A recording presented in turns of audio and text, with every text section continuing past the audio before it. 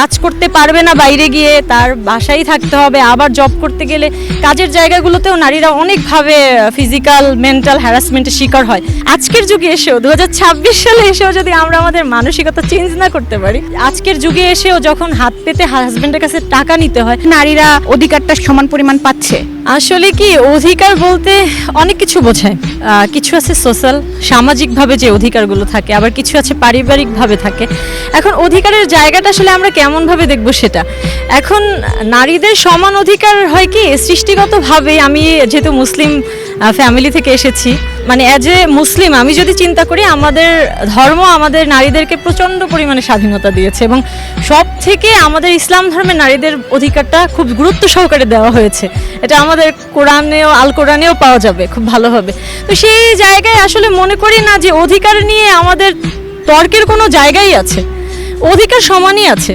সেটা হচ্ছে আপনি সোশ্যালি বলেন, পারিবারিক ভাবে বলেন, একজন মেয়ে হিসেবে বলেন, একজন হচ্ছে গিয়ে ওয়াইফ হিসেবে বলেন, অথবা একজন কি বলবো মা হিসেবে বলেন, নারীরা কিন্তু সমানতালে মিলে কাজ করছে সব জায়গায়। পড়াশোনা থেকে শুরু করে ফ্যামিলিগত যে সাপোর্টটা থাকে সেটাও নারীরা সমানভাবে দিয়ে যাচ্ছে, চাকরিও করছে, পাশাপাশি পরিবার। আপু সেটা দেখে গেছে যে সে জব করছে, কিন্তু ফ্যামিলি থেকে কিন্তু অনেক সময় এই সাপোর্টটা পাচ্ছে না। আসলে কি এইটা হচ্ছে আমাদের সমাজ ব্যবস্থার দোষ বলবো। আমাদের সামাজিক অবকাঠামো একদমই দুর্বল। তাহলে যদিও এটা ফেস করি নাই কখনো, কিন্তু আমি জানি না, আমার ফ্যামিলি থেকে আমরা সবাই হচ্ছে ওয়ার্কিং উমেন।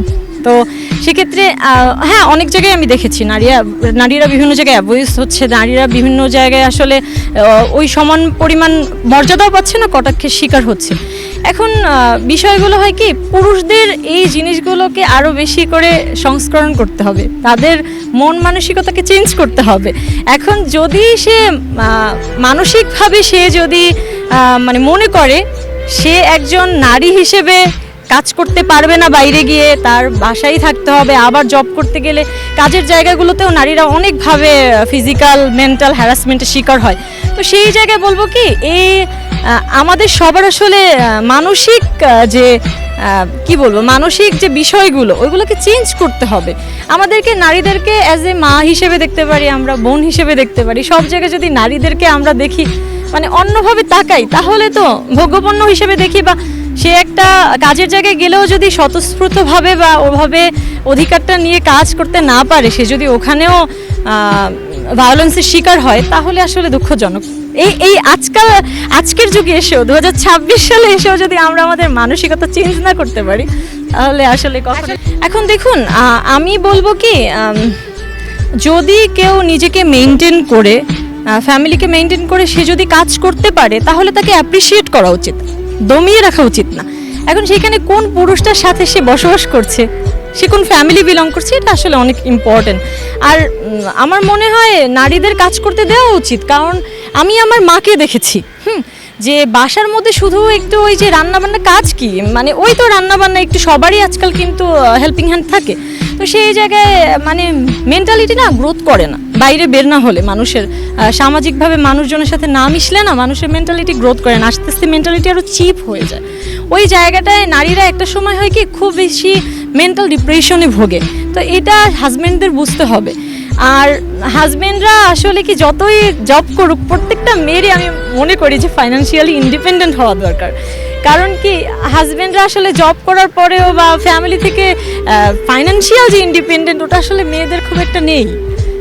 যখন একটা মেয়ে আজকের যুগে এসেও যখন হাত পেতে হাজব্যান্ডের কাছে টাকা নিতে হয়, কয়টা হাজব্যান্ড আপনি দেখাতে পারবেন যে মাস শেষে তার ওয়াইফকে একটা অ্যামাউন্ট দিচ্ছে যে না, এটা তুমি খরচ করো তোমার মতো করে, আমি কোনো কৈফিয়ত নিব না। একটা মেয়ের অনেক কিছু প্রয়োজন, অনেক সময় সব কিছু বলা যায় না, এবং তার মনে হয় না যে তার হচ্ছে গিয়ে বাবার ফ্যামিলি থাকে, তার মা থাকে, বাবা থাকে, তার বাবার ফ্যামিলির লোকজন কিছু একটা দিতে ইচ্ছা করে। তো ওই জিনিসগুলো না হাজব্যান্ডরা সবসময় বুঝে না। তো এই জায়গা থেকে অবশ্যই মানে মেয়েদেরও ফাইন্যান্সিয়ালি খুবই মানে ইন্ডিপেন্ডেন্ট থাকতে হবে আমার মতে। তো সবসময় যে বাইরে বের হয়ে কাজ করা যায় এরকম কিন্তু না, আজকাল কিন্তু ঘরে বসেও অনেক ভালো ভালো মানে জব করা যায়, ঘরে বসে জব করা যায়, শুধু অনলাইন বেসড না, ভালো ভালো জব করা যায়। তো ডিপেন্ড অন ভালোবেসে বিয়ে করলাম, দেন সেই ছেলেটাকে আমি বিয়ের পরে দেখলাম যে সে কিছু করছে না, মানে একটু অলস টাইপের, ভাদাইমা টাইপের, বা সে কিছু বললেই বলছে যে হ্যাঁ আমার আব্বু আম্মুর অনেক আছে, তুমি সেখান থেকে নিয়ে নাও। বাট ওই মেয়েটা তো পারতেছে না সেভাবে। তো সেই মেয়েটাকে আসলে তার সংসার করা উচিত নাকি তাকে ছেড়ে দেওয়া উচিত? Very tough question. এই কোশ্চেনের অ্যান্সার দেওয়ার মতো মানে আমি কি বলবো, আমি আসলে কনফিউজ হয়ে যাব এই ধরনের কোশ্চেন করলে। কারণ কি, সংসার করবে কি করবে না সেটা পুরোটা হচ্ছে তাদের বন্ডিংয়ের উপর ডিপেন্ড করে। এখন যতই হাজব্যান্ড ওয়াইফের বন্ডিংটা থাকুক, সে দিন শেষে একটা শ্যাম্পু কেনার জন্য যদি তার শ্বশুরের কাছে যেতে হয়, মানে চাওয়া লাগে, তাহলে আসলে বন্ডিংটাই বা কিভাবে থাকে? এই জায়গায় বলবো কি, প্রত্যেকটা মেয়ে যখন আমি মনে করি মানে যে কোনো মানে সিচুয়েশনে হোক, মেয়েদের লাইফ পার্টনার চুজ করা এর থেকে ইম্পর্টেন্ট কিছু নাই। ছেলেদের ক্ষেত্রেও মানে this is the most previous thing. আমি যদি বলি যে ছেলেদের হোক মেয়েদের হোক, লাইফ পার্টনার চুজ করতে হবে সঠিক। এবং দেখা যায় অনেকের মেন্টালিটি কিন্তু আপ ডাউন করে, চেঞ্জ হয়। তো সেই জায়গায় থাকা উচিত কিনা এটা নিয়ে আমি কিভাবে বলবো, এটা ডিপেন্ড করবে পার্টনারের উপরে, যে সে তার পার্টনারের থেকে যোগ্য সম্মান পাচ্ছে কিনা। আসলে আমরা অনেক কিছু বলি যে ভালোবাসা, মায়া, এগুলা একটা পর্যায়ে গিয়ে না রেসপন্সিবিলিটির মানে দিকে চলে যায়। আপনার যখন ম্যারিড লাইফ হবে তখন এই জিনিসগুলোর থেকে রেসপন্সিবিলিটি অনেক বেশি ইম্পর্টেন্ট, এবং সেইখানে সম্মান থাকতে হবে।